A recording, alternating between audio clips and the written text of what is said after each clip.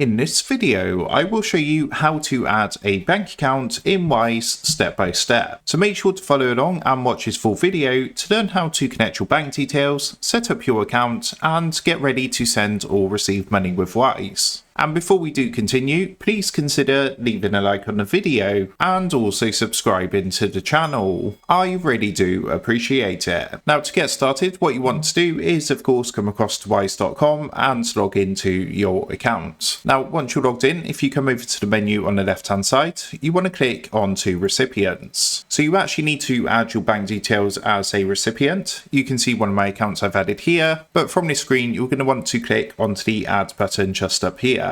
So once you've done that, it's going to take you to the currency screen. So you just want to select your currency. So if you're in the UK, like myself, you would select British pounds, or maybe you're in the US, in which case you would select American dollars. But for this example, I'm going to select British pounds. What you then need to do is click onto bank details on the next screen, and then you need to choose your recipient on the next screen. So you can see a few options, but you want to select myself. And then what you can do is enter your bank account details. Once you've done that, click on to continue at the bottom, and if you've entered the details correctly, you're going to get a confirmation like this saying that the name and details match. What you can then do is come down and click on to continue, and just like that you would have added your bank account details to Wise. And once that's done, you can now click on to recipients on the left hand side, and you're going to find your bank details here. So to send money, all you would do is simply give it a click, and you can see we've now got the option to send money. So if you have money in your Wise account, you can now send that directly to your bank. So that's how to add bank account in Wise. With that being said, I hope this quick tutorial did help you out today. And if this did help you out, I would really appreciate it if you was to consider dropping down below the video, leaving a like, and also subscribing to the channel. With that being said, I just want to take a minute to thank you guys for watching this quick tutorial, and I will see you in the next video.